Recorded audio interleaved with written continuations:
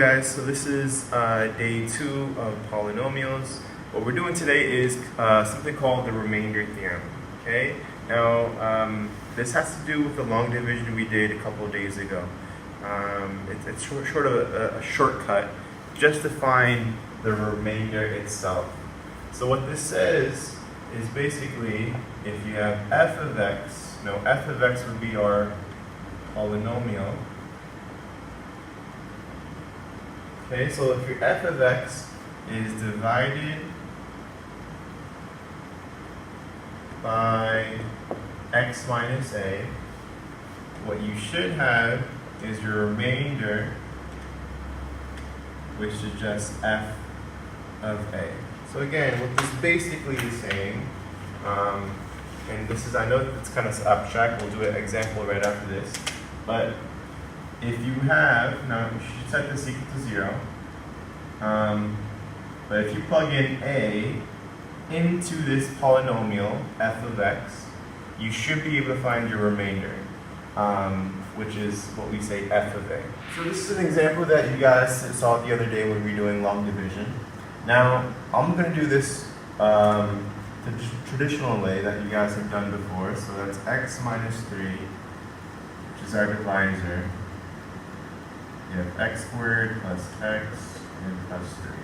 So, again, I just want to prove to you that this remainder theorem actually works. So, I'll go through this pretty quickly. We'll multiply this to x to get you x squared, well, that would be x. So that was x squared. X times negative 3 is negative 3x.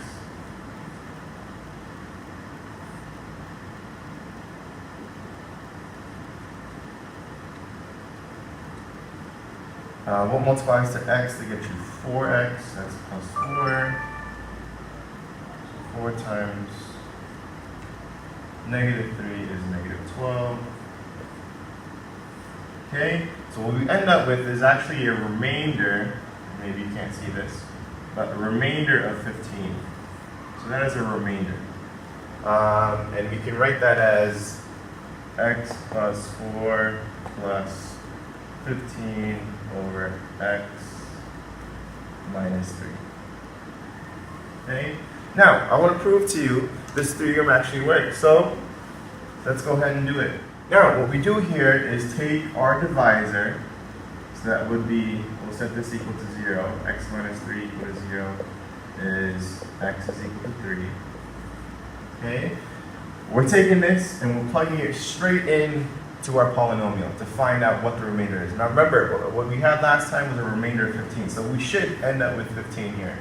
So if I plug this in, so 3 squared plus 3 plus 3, so 9 plus 3 plus 3, and eventually what you get is your remainder.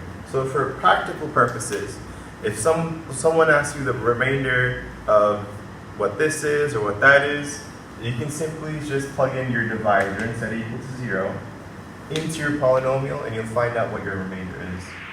Alright, so for a second example, we have the following. So we have 4x squared minus px plus 7 has a remainder. It's telling you it has a remainder of negative 2 when it's divided by x minus 3.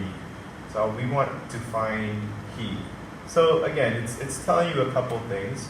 It tells you your remainder is negative 2. We know it's going to be divided by x minus 3. And we know our polynomial, which is this guy right here, 4x squared minus px plus 7. So we know this polynomial has a remainder of negative 2 when we plug in 3. Okay, so again, we want to kind of put that into an equation. So we know 4x squared, well, before I do that, we do know f of 3 is equal to negative 2, right? Plug in 3 into this equation, we have the remainder of negative 2. Now, let's go ahead and try to find p now. So we do know 4x squared. So let's try to find p. We do know 4x squared minus px plus 7 is equal to negative 2. when you plug in 3. So I'm plugging in 3 in for my x's. Okay, and at this point you only have one variable, which is p, which is nice because that's what I'm trying to find out. 3 squared is 9, 9 times 4 is 36, minus 3p plus 7 is equal to negative 2. 36 plus 7, that is 43. So negative 3p is equal to, or plus 43 is equal to negative 2. Minus 43 minus 43, you eventually get negative 3p is equal to negative 45. Divide by negative 3, p is equal to 15. So you just found what p is using what they've given you in this problem. Alright, so your practice problem for tonight is the following. You should find the remainder of the following polynomial, and when it's divided by a divisor, x plus 1. So go ahead and take a shot at it.